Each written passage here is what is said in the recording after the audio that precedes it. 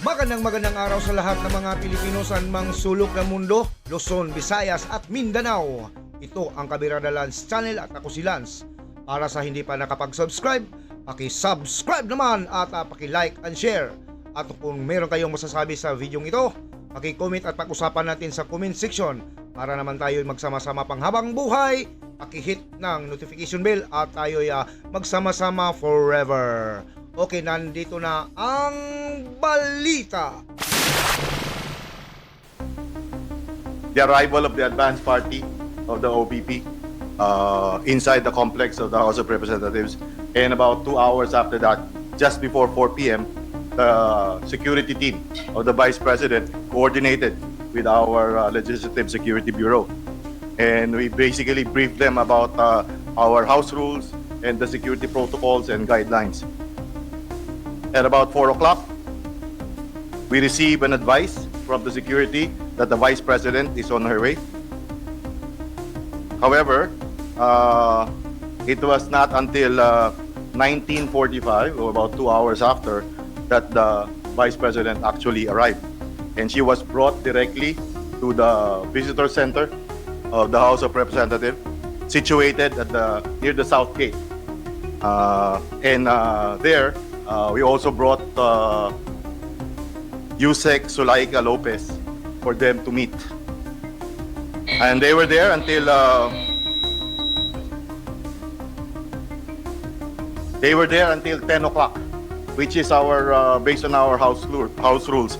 That's the latest that we will allow visitors to our detained guests. And at about 10 o'clock, the Vice President, together with Yusek Lopez, actually prepared to leave the premises of the visitor center, as we have requested. However, after 3 minutes, that Attorney Lopez started heading her way back to our detention center, the Vice President, at about 10:05, also rode her convoy, which is right adjacent to our South Gate. And we were all assuming that she will start turning right, exiting the House of Representatives. However, her convoy went straight ahead, heading towards the Southwest Annex. South Wing Annex, sorry. And we talked over the phone with the security, and we were informed that the VP will just change using the room of the Honorable Pulong Duterte. And so we waited. But waited until 1 hour. At about 11 p.m., I started to proceed to the office of the Honorable Duterte to find out what's going on, what's causing the delay. At about 11:30 p.m., I personally appealed to the protocol and the security of the Vice President at room 304 if they could possibly already leave the premises, as there's always a practice during long weekends that we turn off power in all our buildings. If you will note, if you will go around Congress during Thursday na walang pasok ng Biyernes, Sabado at Linggo, ino-off po talaga natin yung power. One, it's because to save on energy, dahil centralize ang air conditioning. And second, to prevent po yung occurrence ng electrical fire. Dahil hindi po natin alam kung meron nakapag-iwan ng mga chargers or laptops or whatnot sa kanya-kanya mga opisina. So standard doon natin ginagawa yun. And normally nga po, it's at 10:30 na ginagawa natin na ino-off. In the case last night, in deference to the Vice President, inabot po tayo ng 12:30 bago natin talagang in-off na.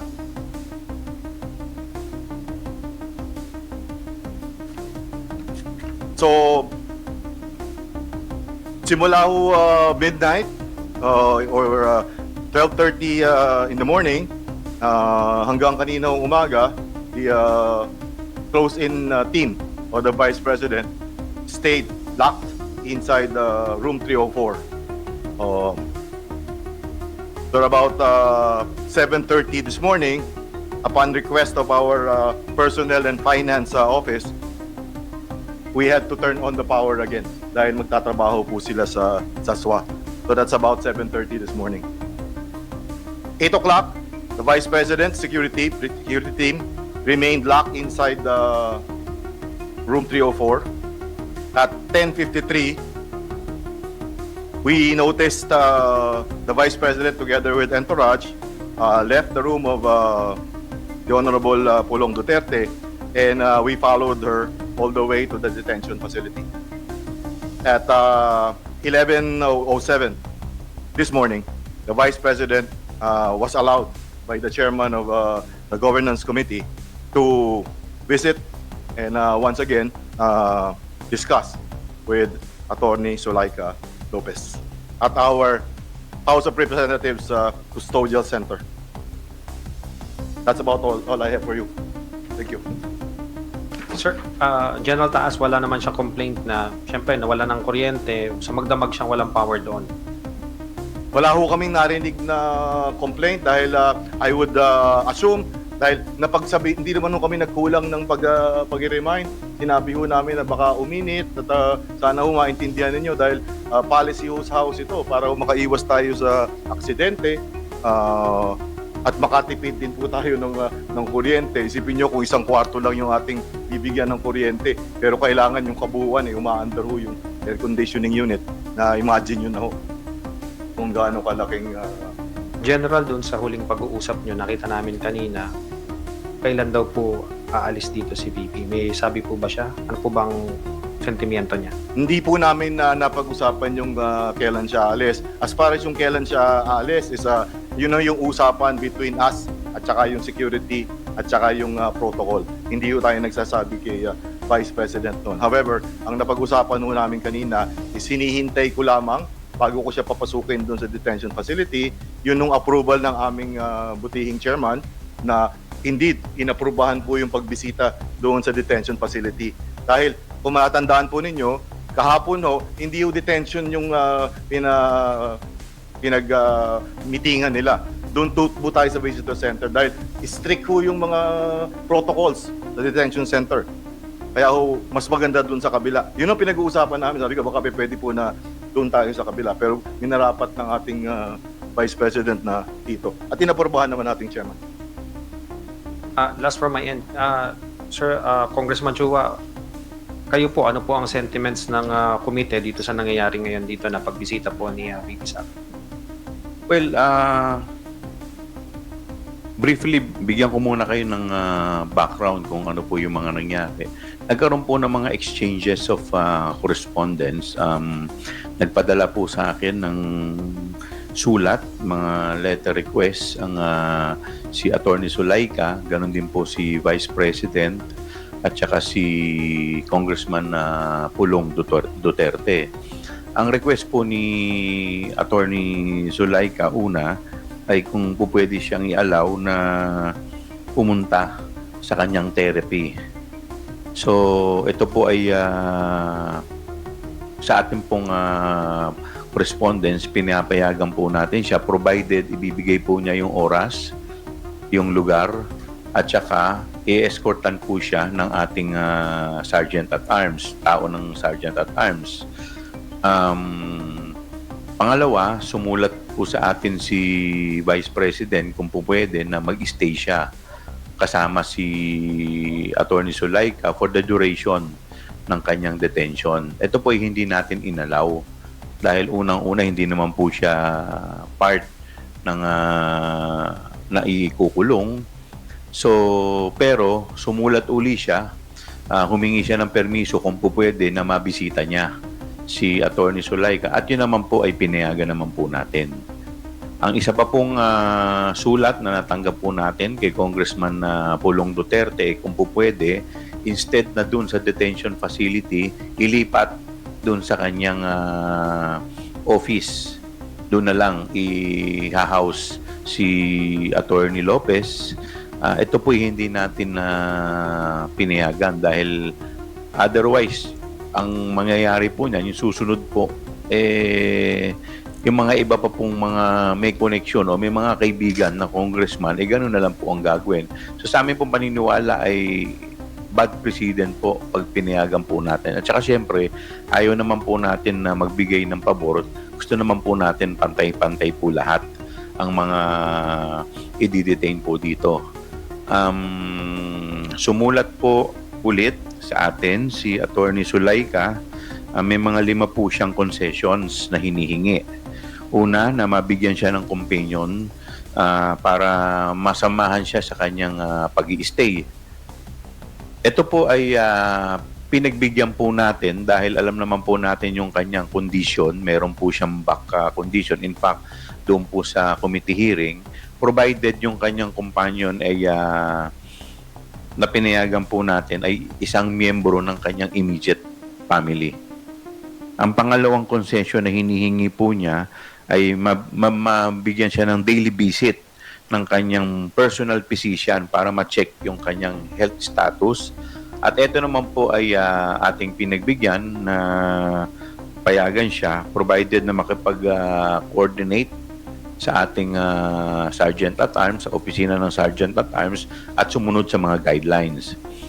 Pangatlo po, humingi po siya ng permiso para regularly na magkaroon ng rehabilitation session sa kanyang frozen shoulder. So ito po ay pinayagan po natin provided na yung time, yung place at saka siya ay bibigyan ng escort ng ating Sergeant at Arms. Pangatlo, humihingi siya ng security personnel na po pwede na may designate. So, ito po pumayag tayo subject to the condition na tayo yung security po natin dito sa house ang ibibigay po natin. At ang ikalima po, nabigyan siya ng permiso na yung staff at saka council niya bisitahin siya sa Sunday dahil meron daw in preparation for the Monday's hearing. At ito naman po pinayagan natin subject sa guidelines ng OSA at binigyan natin siya ng oras from 1 to 7 p.m. So, yun po. So, halos, kung makikita naman po ninyo, halos lahat naman po ng hiningi nila na concessions ay binigay natin subject to certain conditions.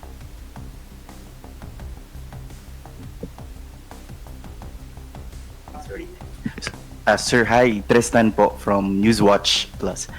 Sir, confirm ko lang yung first request ni VP Sara is to accompany Attorney Lopez po na magstay siya rin sa detention, sir, until matapos ni Attorney Lopez yung detention niya. Yes po, yun po yung initial letter niya na hindi naman po natin napagbigyan dahil siyempre meron naman po tayong sinusunod na guidelines. Pero yung pangalawang sulat po niya na kung po pwede bisitahin si Attorney Lopez, yun naman po ay pinagbigyan natin subject to guidelines din ng Sergeant at Arms. Excuse me, Miss Vivian from ABS. Good afternoon. Sir, so hindi po pinayagan si Vice President Duterte na magstay dun sa detention facility, pero outside the detention facility pero within the Batasan compound, allowed po ba si VP po mag-spend for example ng weekend doon? What do you mean? For Ang example, request po kasi niya is samahan si Attorney Zulaika sa loob ng detention. Hindi naman po natin papayagan kasi hindi naman po siya detainee. At saka sa totoo lang, syempre medyo high profile po ito eh. It will require so much security. Security risk po ito dahil pangalawang pangulo po ito. I do not know if we have enough security dito para mabantayan ng pangalawang pangulo. kasi I understand last night doon siya nagstay sa office ni Representative Duterte. So pwede po ba siya doon magstay for the night?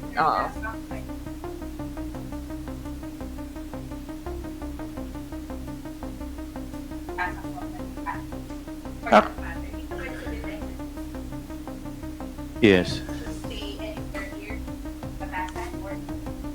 Hindi ko po alam kasi sa guidelines, pero kasi po kung pag pinakikinggan ko po kanina yung sinasabi ni Sergeant at Arms, medyo risky rin po dahil may mga protocol po tayong sinusunod dito. So could you imagine kung mag-i-stay ka po doon, ikaw lang, yung isang opisina lang ang bubuksan natin. Pero yung buong, kagaya po na sinasabi ni Sergeant at Arms, centralized, parang medyo hindi naman po yata maganda yun. So, sa akin naman po, wala naman po masama kung umuwi at pagkatapos the following day, po pwede naman po bumalik. Welcome naman po. Yun naman po talaga yung, maski naman po yung mga lawyers ni VP, i-allow din po natin sa mga ganong klaseng arrangement. So until what time po pwede Representative Chua or Sergeant Sir Taas, kung hanggang anong oras po pwede si VP Duterte dito today, and sa weekends po, ano yung schedule ng visit na ipapayagan po natin? Hindi lang po kay ating pangalawang Pangulo, sa lahat po ng bibisita sa ating mga nakadetain. Ang policy po natin is pag merong session, inaalaw ho natin hanggang alas 7 ng gabi. Dahil obviously marami yung tao from Monday to Wednesday. However, pag po Thursday hanggang weekend, subject po sa approval ng committee na may hold po dun sa ano. So, pwede ho nating i-allow hanggang 7 din ng gabi. Dahil anything beyond that, overtime na nga po, tama po si Chairman Chua, napakarami yung security yung kailangan nating i-devote doon sa isang bisita lamang. Ako po, simple lang po ang opinion ko po dito. Sana naman po yung respeto po at yung leniency na binibigay po natin sa ating Vice President, suklian din naman po niya ng respeto sa atin. Yung mga tao po kagaya po ni Sergeant at Arms at yung mga personnel po dito po sa House Rep, ginagawa lamang po yung kanilang trabaho alinsunod po sa guidelines. So pag may nangyari naman po, unang-una po si ating Vice President, high profile po yan na personality. Hindi naman po yung ordinaryong mamamayan. Pag may nangyari po dyan, sagutin din po nila yan. So sana po, wala naman pong masama na makipagtulungan sa amin. Lahat naman po ng as long as within the bounds of law ay ibibigay naman po namin. Ang hinihiling lang po namin, sana po sumunod lamang po nang sa ganun ay hindi na magkaroon ng ganitong klaseng issue. Respect begets respect. Yun lang po. We acknowledge Ms. Llanesca.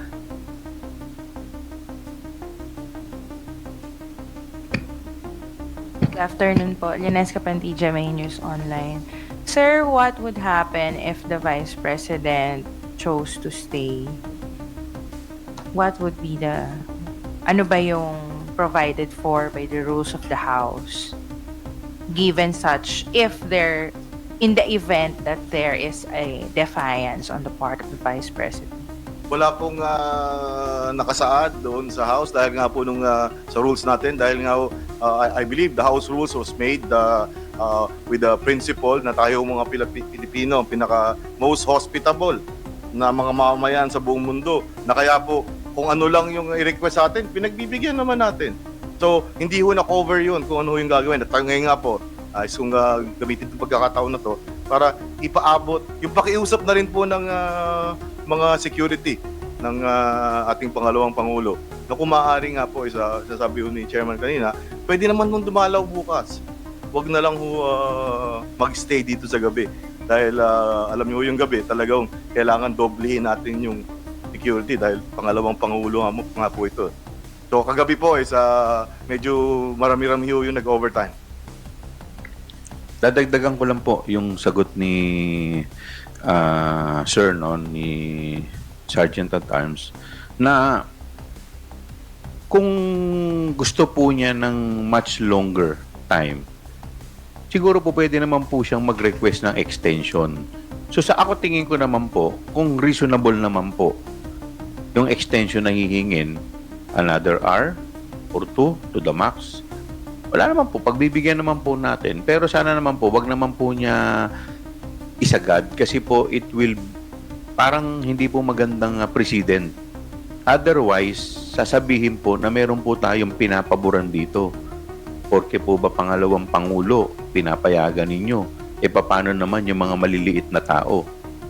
Yung mga ordinaryo na nakukulong po dito, hindi namin. Siyempre, ang batas naman po natin dapat pantay-pantay. Ini-implement po natin yan, nakapwesto ka po o hindi, dapat ang pag-i-implement po niyan, pantay-pantay. Huwag po sanang sasama ang loob ni Vice President sa ating mga staff, mga ordinaryong tao lang po yan, sila po ay nagpapatupad lamang ng kanilang tungkulin.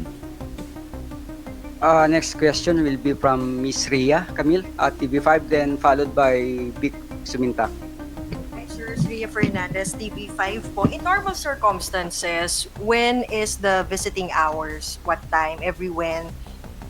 And under normal circumstances, it's 8 to 11 in the morning and 1 o'clock in the afternoon until 5.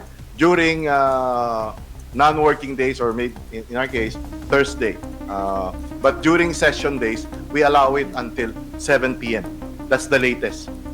Pero as much as possible, we would like to keep it at 5 p.m. But upon request, we can extend 2 more hours up to 7. Okay, if there is a request, you allow maximum of 2 hours. Only Monday to Thursday, no Friday, no weekends. Weekends, we do allow, except Sundays. Okay, and on weekends, we allow visitation from 8 to 11 in the morning and 1 o'clock in the afternoon until 5. Until 5. Sir, Except none on Sundays. to your recollection, sir, in the house's history, is this the first time that this happened? I've been the Sergeant at Arms since July of 2022. Yes, the answer is yes. It's the first time we've experienced this. Until now, as we speak, sir, the Vice President is still in the office of Congressman Duterte. Before coming here, she was still at the detention facility together with Attorney Lopez. I would have to check if she's still there. I'll get back to you. Okay po. Kong Joel, are we considering going to the office of Kong Duterte to personally appeal to the Vice President and relay yung ating concerns, most especially na it will entail a lot of security if she will remain defiant or she will be defiant? Well, siguro mami, pag-uusapan muna namin ni Sergeant at Arms what is best, no? But ako siguro naman, tayo naman mga reasonable tao tayo eh. 'Di ba? Lahat naman po tayo dito lingkod bayan. So, ang trabaho po natin bilang lingkod bayan ay sumunod sa batas at magpatupad ng batas. Eh kung tayo po mismo hindi susunod sa batas, eh paano pa natin ipatutupad ang mga batas? Pero halimbawa po, kunwari po, you want to set limits already to the visit po. Meron po ba tayong parang penalty for And someone? ma'am, to cut you Yeah. short, no? Dapat pa bang sabihin na sumunod sa batas ang ating pangalawang pangulo? Ang ating pong pangalawang pangulo ay isang abogada. Siya po ay pangalawa sa pinakamataas na opisyal ng ating bansa. Nag-oath po kami ng aming panunungkulan na kami po ay susunod sa alituntunin. So sa tingin ko naman po, magiging reasonable naman po ang ating pangalawang pangulo at sa tingin ko naman po ay alam naman din po niya kung ano po ang dapat niyang gawin at alituntunin po dito. Okay, sir. Sir, balikan ko lang yung tanong ko. Halimbawa, may isang tao na visitor and ayaw niya sumunod dun sa visiting hours na sinet po ng house. Meron po bang karampatang parusa yun?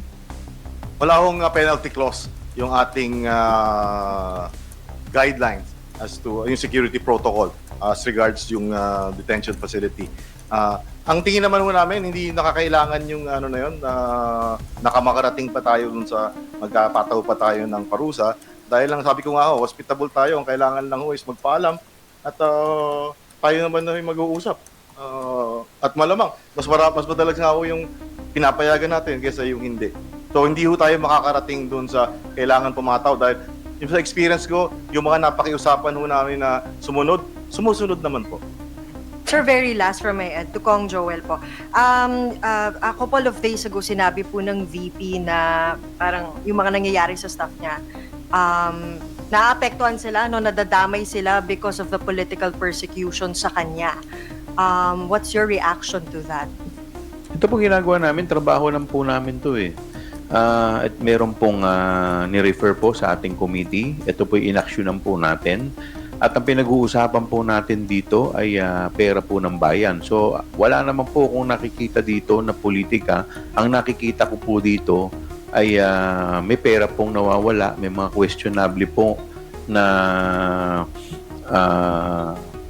transaksyon. At siguro po, ang tanging makakapagbigay linaw lamang po dito ay ang ating pangalawang Pangulo at yung kanyang mga staff. After Big Sumintak, dalawang questions na lang po. Salamat. Sir, good afternoon. Just a clarification.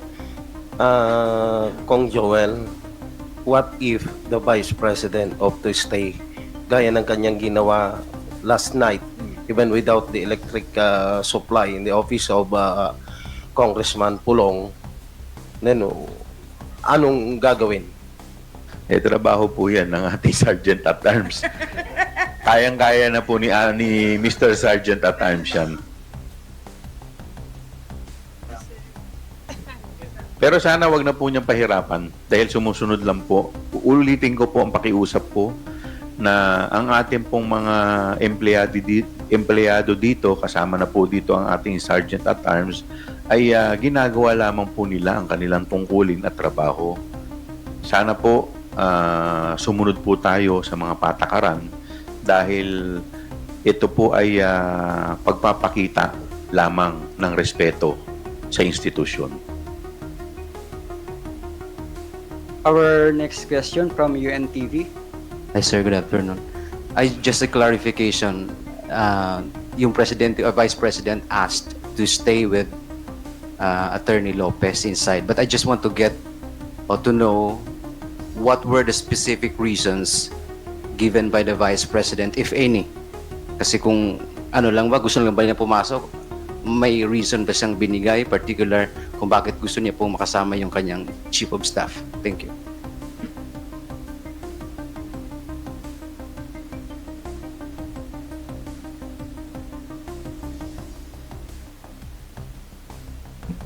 Meron po siyang 6 na dahilan na sinasite dito. For humanitarian reasons, I request for consideration of her situation given the following circumstances. Number 1, as you may have already noticed during her appearance in the committee hearing yesterday, she has persistent and chronic back problem that often further results in migraines. Number 2, she has expressed since yesterday that she is nauseous and lightheaded. Number 3, she has little sleep because of fears for her security and safety. Number 4, she is not used to being alone and is worried that other detainees may cause her harm. Number 5, she is still experiencing fatigue due to jet lag and sadness about the condition of her aunt. Number 6, she has requested me to join her so she may have peace of mind and get adequate rest. So yun po yung 6 na reasons kung bakit po niya nire-request. Sir, kaunting sundot lang. So, kasi yun yung kinukonsider niyo, tinitingnan niyo. So, hindi justifiable yung reasons na binigay po ng Vice President rather. Thank you. Well, unang-una, hindi po namin mai-allow siya dahil unang-una, hindi naman po siya detainee. Pangalawa, high profile po siya. Baka mamaya may nangyari po dyan. Kawawa naman po yung ating mga empleyado dito. Alam naman po natin, security risk yan. Pangalawang Pangulo po yan. At pangatlo ay ngayon po, isa sa mga hinihingi po ni Attorney Zulaika siguro mas maganda po kung immediate family. Yun po ang pinayagan ko po, yung immediate family. Thank you. Thank you very much. Kung wala na po, perhaps we can... one more. Sorry po. Kung, siguro po, how would you describe itong mga ginagawa ni VP Sara? Because she's not attending your hearing, pero pumunta siya nung nagpunta po si PRRD dito. Pumunta rin po siya ngayon dahil nandito si Attorney Lopez, but hindi po siya pumupunta sa hearing nyo. So, if you were to describe yung ginagawa po ni VP Sara ngayon, ano pong matatawag nyo dito, sir? Lack of respect in the institution. Nakikita naman po natin, no,